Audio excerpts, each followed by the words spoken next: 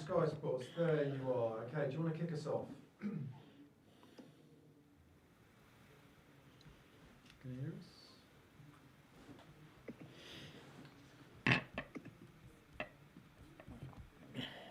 Vinny, can you hear me?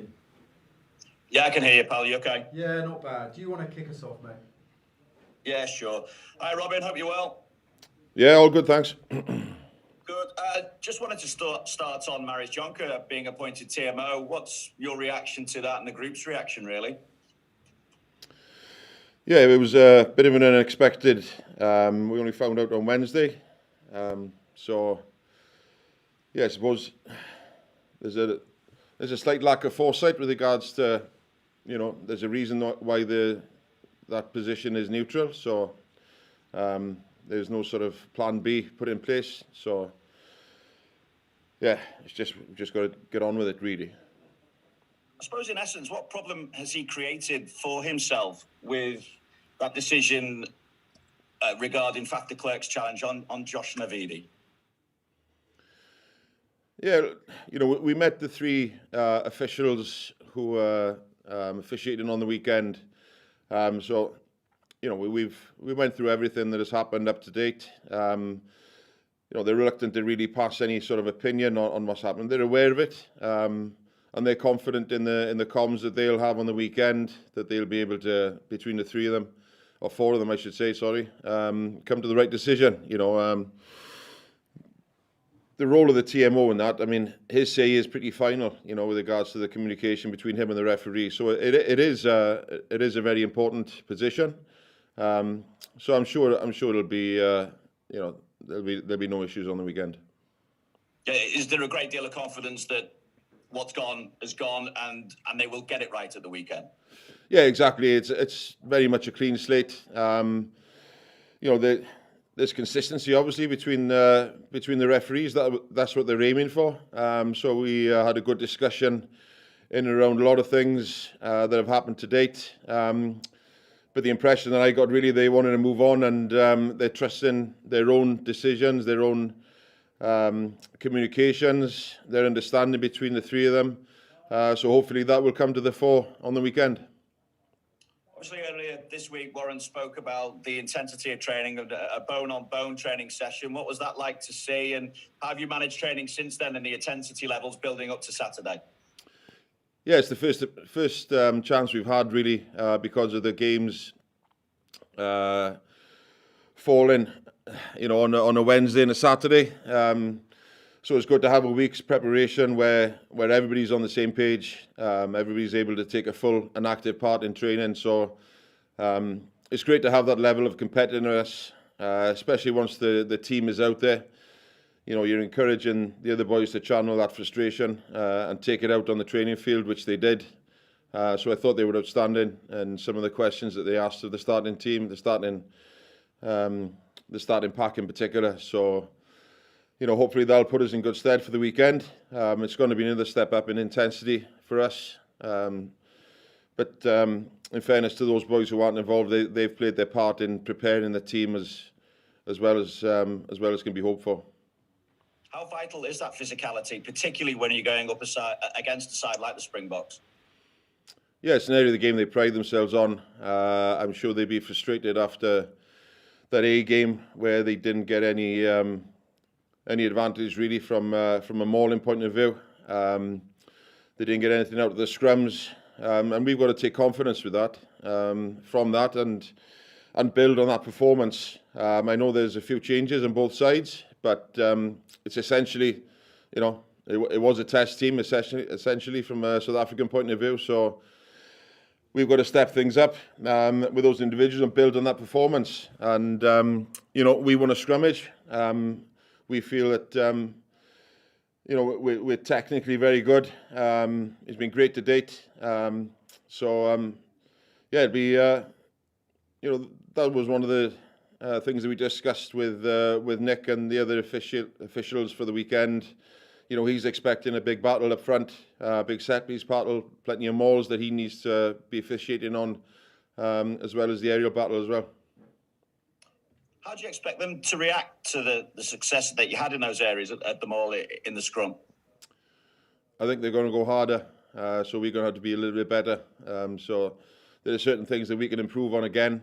We need to step that up and make sure that we don't sort of rest on our laurels. I think they're going to ramp it up again and step up that intensity and go harder at scrum, harder at maul. They've got a couple of key players back for them. That's going to raise their intensity as well. So Bonabi, the hooker, he's got a major role to play. I think he's the best scrummager that they've got. So those changes, you can see that they're going to come a lot harder in those areas. We've also seen Razzie Erasmus as a water boy. I'm sure Warren's not going to be doing that at the weekend, but also a reaction when he posted clips on Twitter questioning the legality of Owen Farrell's tackling technique. Is there a little bit of needle on the management side that is kind of adding to this as well? Yeah, I'm not on social media, to be honest with you, so that's not a channel that I express or whatever. Yeah, just leave that be where it is. Top man, all the best. Cheers, thank you very much. Robin, it's Andrew McKenna from TalkSport. There were probably times in the last 6 months or so that this series happening looks a pretty long shot. How does it feel to be so close to actually being at the first test? It feels great.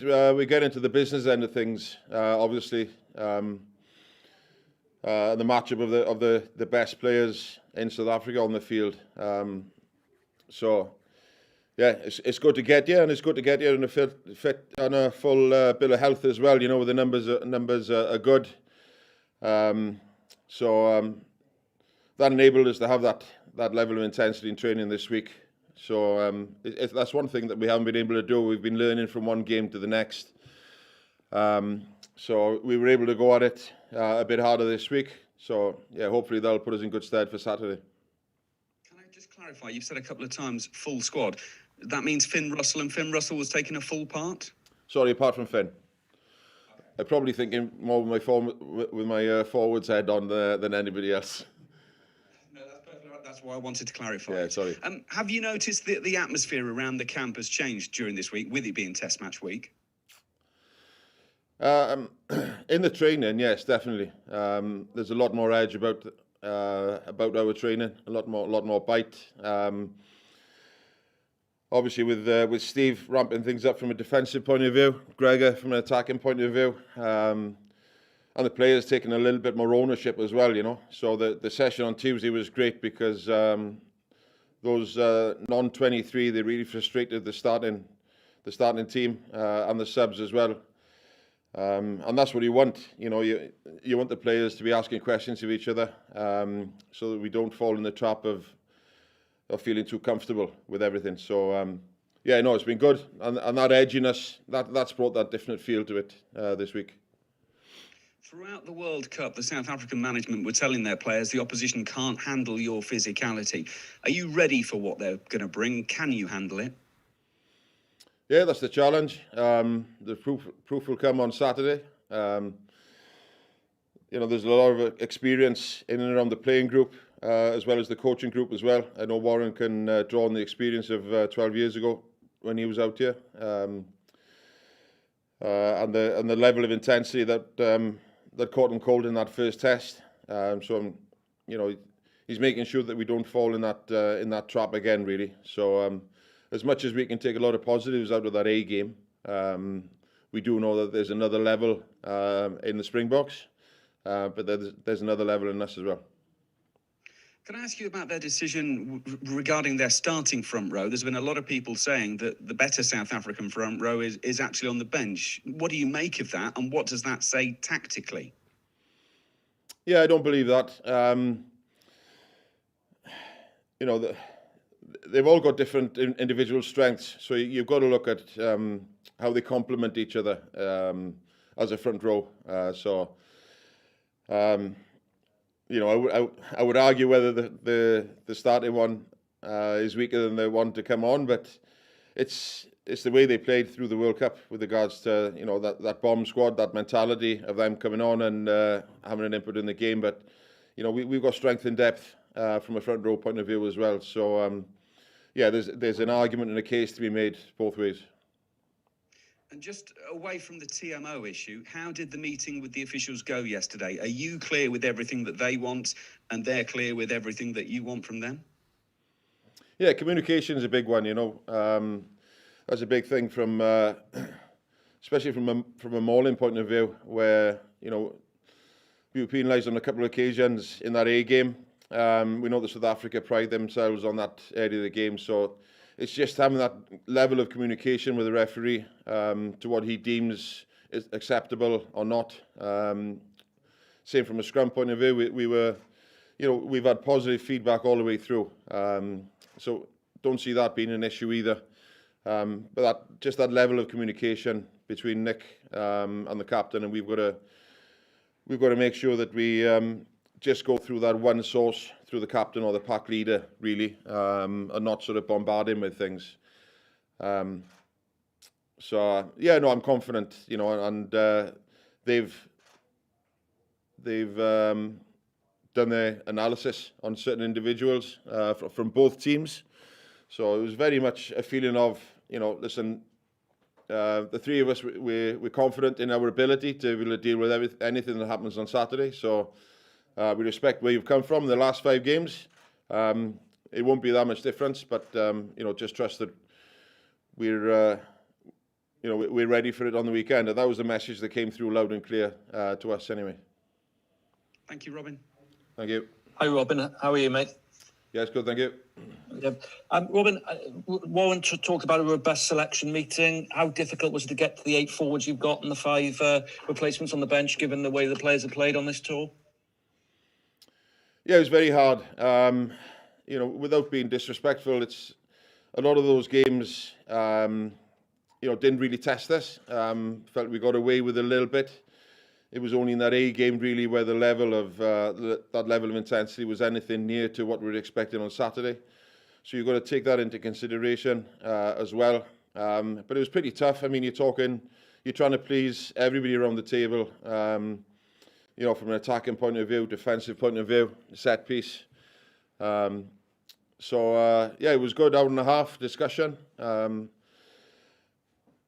And Warren was keen to stress as well, it's just the first selection as well, and he has, made everybody aware of the amount of changes that has happened between the first and the second test in Lions tours that have gone in the past. So, it was tough, but listen, these boys, they'll be given an opportunity on Saturday, so hopefully they'll make the most of it. You've got 2 guys there, Wyn Jones and Alan Wyn Jones, are the sort of various scales of the Lions. Can you just sort of just sum up what they've achieved? Alan Wyn to get back, and also Wyn to get his first Lions cap just 5 years after being playing semi-professional rugby. Yeah, to start with Wyn, I think he's been excellent. Having worked with Wyn with Wales as well, I think he's just kept on growing and growing. He's become a cornerstone of the Welsh pack. Had a very good Six Nations, and he's very accurate. He's very disciplined. Just been an all-round good guy. So I think he's fully deserving of his starting position. And Alan Wyn Jones, yet again, he likes to prove people wrong all the time. It gives him that edge, that chip on his shoulder. So just thankfully he's been able to do that again. Having to return home and then come back is not ideal preparation for him, but just gives you some sort of idea of the single-mindedness, that determination that he carries with him. And he's been a good voice again to have in and around the squad this week from an experience point of view. Settle some of the nerves of somebody who's starting maybe for the first time. Someone like a Wyn Jones. So. It's great to have both of them. Finally, for me, Robin, you've been involved in some big week build-ups as a coach with Leinster and Wales. How was this last week compared? Yeah, I'd be lying if we weren't feeling a little bit of a lack of support with regards to not having fans around, and the atmospheres at the game is obviously different. But that's the way of the world, So, listen, we're doing as much as we can. I expect the intensity will rise again once we get into Cape Town today. We've got a captain's run at the stadium. So it'll be even more real then, that we're within touching distance of a massive test on Saturday. Listen, Warren made us all aware as coaches, that big games don't overcoach, just keep things concise, keep the messages very simple. And in that regard, the players have been outstanding, especially from a forward point of view, working with new individuals. They've been taking on their ownership right from day one. So, just really looking forward to see how we go on Saturday. Hi, Robin. Dan from the Telegraph here. Hi there. Warren spoke earlier in the week about denting the Springboks' ego by ensuring he had set-piece dominance. From your experience, what does the scrum in particular mean to the Springboks psychologically? And if you get superiority there, what sort of knock-on effects do you see? Well, we saw how much of a part a scrum can play in the Rugby World Cup final, really, where every scrum became an area of pressure put on England, an opportunity for the Springboks to show pictures of dominance, and they had the majority of calls in that area during the final.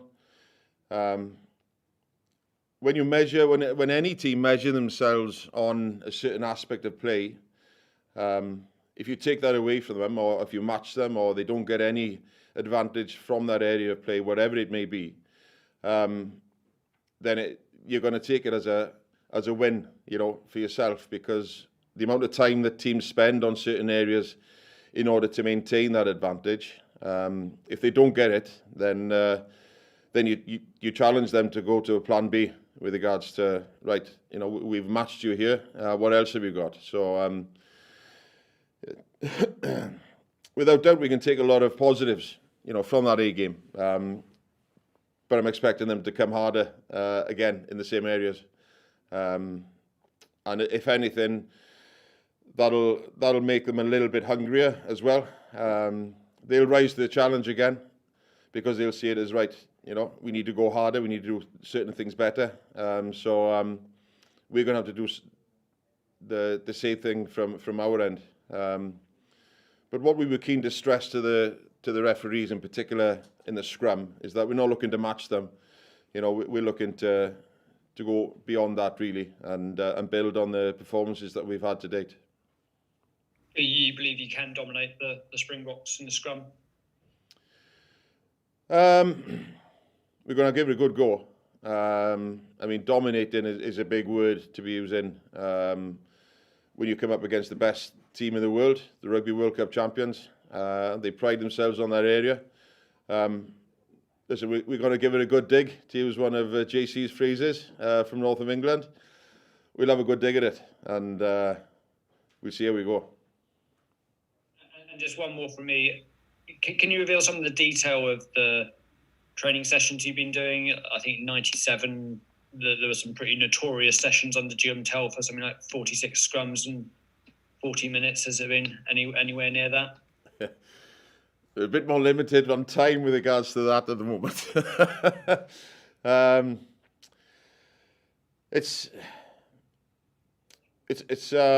It's gone out. It's a rare thing to have a double day's training. The majority of teams, they will never do a double day's training in the modern game for whatever reason. Now I know Warren, we've always had a double day on a Tuesday of a normal working week. Now, because of the regularity of the matches that we've had to date, we had a couple of double days in Jersey where we were able to just separate us forwards and backs and get through a bit of work.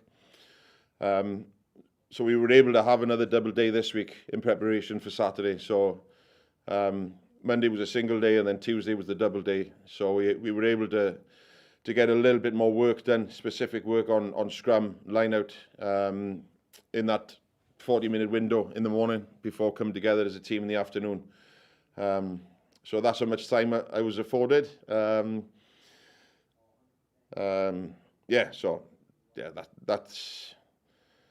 That's pretty much, there's nothing else to add to that, sorry. So just one 40-minute session in the week. This week. Yeah. From a forwards point of view, normally, it depends. If you to look at all the teams who take part in the Six Nations, for instance, to mind talking to the players, I'm not sure if any of those teams in a normal working week will have a double day anymore in the week leading up to the test. It's normally units into rugby, so it's quite a long session. What we've found with doing that in the past is that we lose the intensity, the level of intensity drops off. And you can see it from a player's point of view as well, 35 minutes, 40 minutes, whatever the length of the session is, boys, this is what we're going to do. Go full on, go full out. And they're able to do that. You're able to maintain that level of intensity for that level of time. Thank you. Hey, Robin, just a really quick one from me on the independence of refereeing. In your time in international rugby as a coach and maybe even as a player beforehand, can you remember when was the last time that you didn't have independent refereeing? It won't be a surprise to you to know that I got no idea.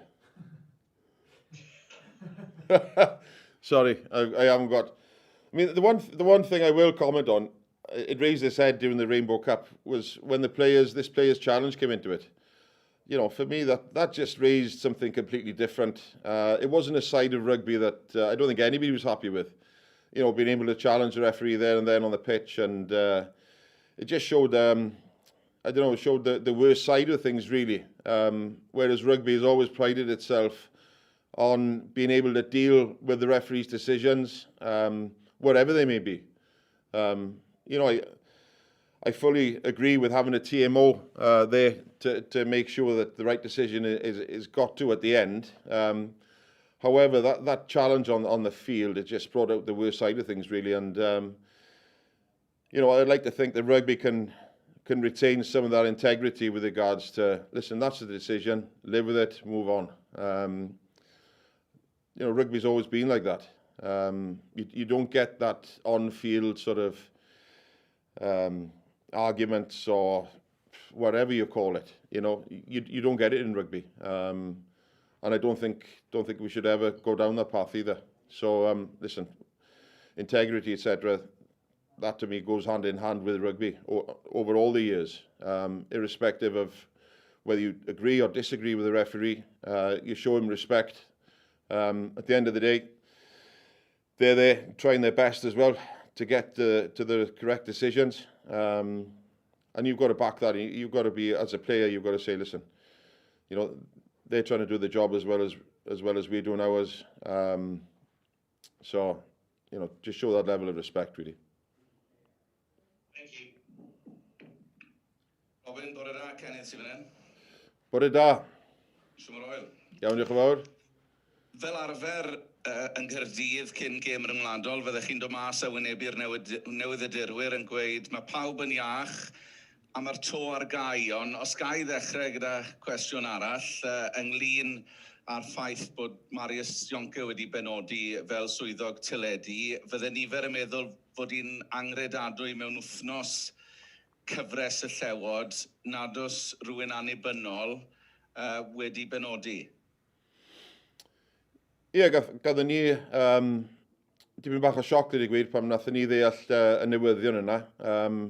Iawn, mi oedd na swyddog annibynnol i fod, ond oherwydd, dwi'n siŵr pam di rheswm dio ddim yn gallu bod yna. Ond diffyg cynllun, yr ail gynllun wedi gwir i cael, i wneud yn siŵr os dim hynna'n digwydd, bod yna rhywbeth arall yn ei lef o'n syth bin, ond dipyn o surprise i ni dim merchad wedi gwir. Mae'r pedwerydd swyddog, mae o'n annibynnol am reswm.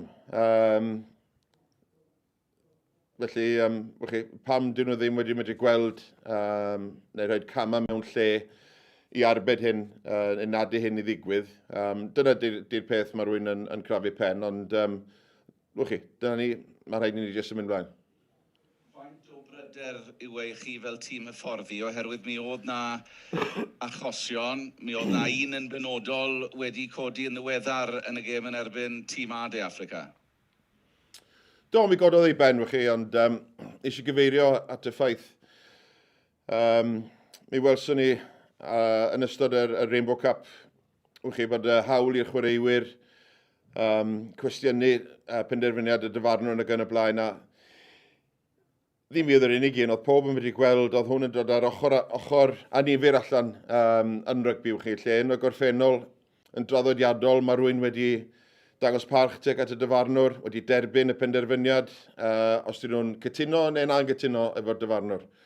A fe gollon ni dipyn bach o hynna yn y rygbi pan oedd y hawl i'r captain roed yr sialens neu yn erbyn y dyfarnwr. Felly, hoffwn ni feddwl gallwn ni fynd yn ôl i fel oedd hi, a mae wedi bod ar hyd y blynyddoedd. Chi'n draddodiadol, mae rygbi wedi medru codi pen uwch ben hynna dros y blynyddoedd a siarad a dangos parch efo'r dyfarnwyr, efo'r swyddogion, derbyn ei penderfyniad a symud ymlaen. A dwi'n siŵr að dyna fel fydd i disadwn, dwi'n gobeithio.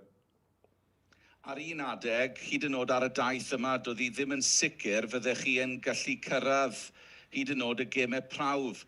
Nawr bod chi ar drothwy y prawf cynta, siwr dimlad yw ei chi'n bersonol ac o fewn y garfan gyfan nawr bod chi wedi cyrraedd yr gyfres o ddifri?